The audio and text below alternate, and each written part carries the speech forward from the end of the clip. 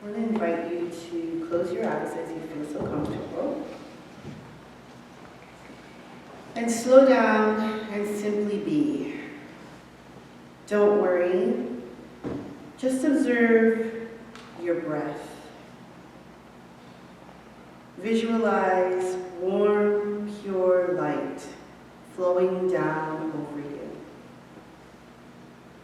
Allow your consciousness to float up above your body. Rest there for a few moments.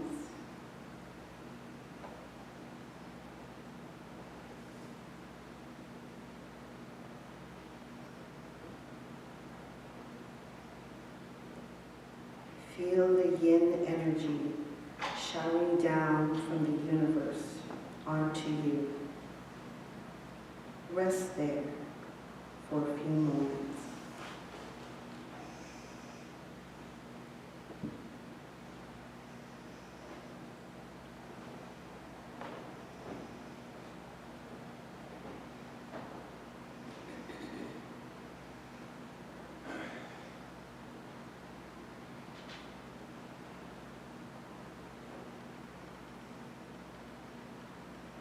Now, gently open your eyes.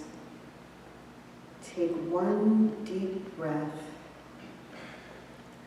Reach your arms up high. Then let them float down to rest, wherever is comfortable for you. We are here.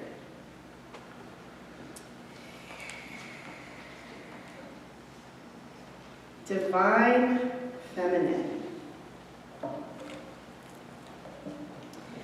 I grew up in the Seventh-day Adventist Church, SDA Church. Growing up in the church, I saw women do all sorts of necessary work within the church. Yet, they were never the leaders. Even to this day, there are debates going on within the SDA Church about whether or not they should ordain women, which I find to be extremely interesting because one of the founders of the church and a most revered prophet within the church is Ellen G. White. Yes, a woman. So, since it's Women's History Month, I thought we'd talk about the feminine divine. When I was growing up in the church, I didn't hear anything about divine feminine.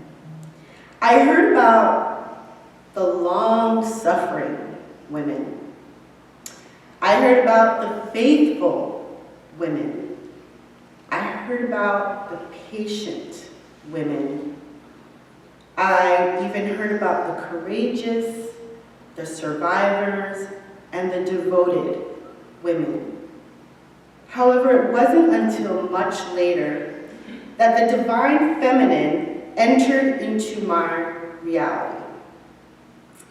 And that was when women began asserting that God is a woman, not a man. That she is female. And that was to counter all the years of constant patriarchal conditioning that God is a man, masculine. I had a disconnect. What I learned and grew up with was at war with the ways I too felt I needed to assert this need for belonging, strength, and power. Then I became more aware of people who were transgender. And again, there was a reckoning. Why do we put binary gender to the creator of all things? Therefore, my brain settled on the idea that God is all genders. Therefore, they are what we each feels speaks to us. So we still go back to the divine feminine. What does it mean? So here's what I found. The divine feminine is a manifestation of feminine energy in the universe. It is a sacred power source that is both integral to the nature of the cosmos and inherent within ourselves. The divine feminine is something everyone, regardless of gender, can connect to. It is a spiritual concept that exists as a feminine counterpart to the patriarchal and masculine worship structures that have long dominated organized religions.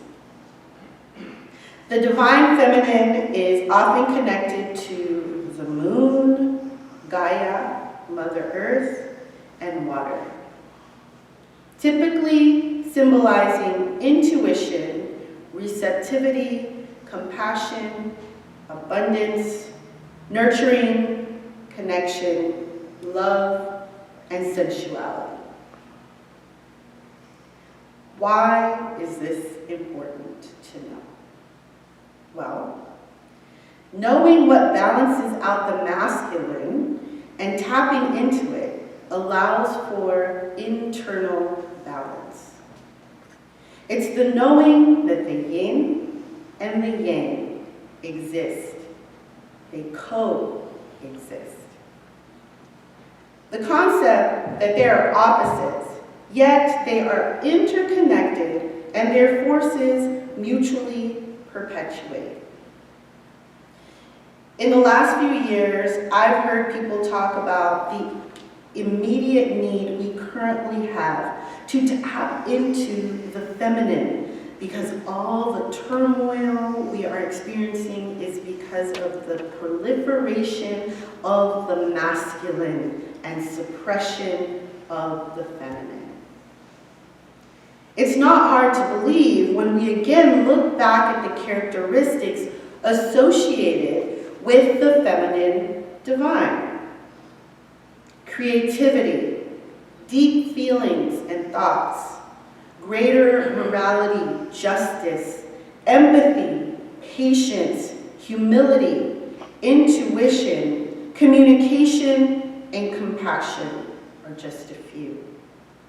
When compared to divine masculine, these are opposites.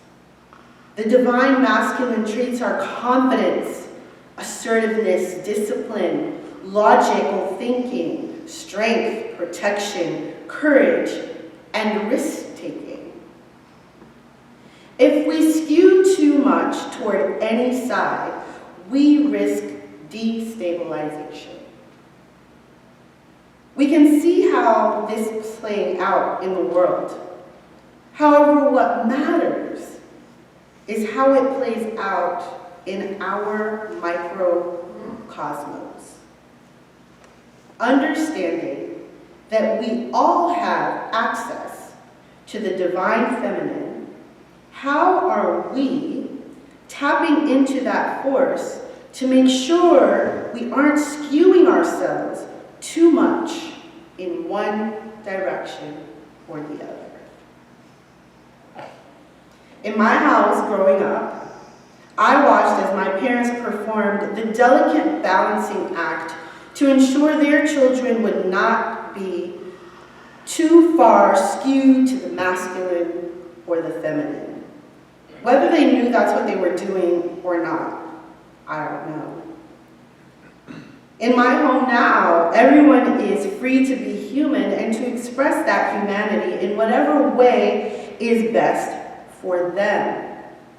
So we can cry and dance and dress up and engage in the world fully. What about you? Are you allowing yourself to tap into the divine feminine and embracing what that means? We spend a lot of time worrying about how others will perceive us if, and I include myself in that we. However, when we free ourselves from what has been to embrace what can be, our lives shift, our communities shift, the world shifts. The call to action is to connect with the divine feminine, the soft parts, the parts that tend to not typically be masculine, and gain balance.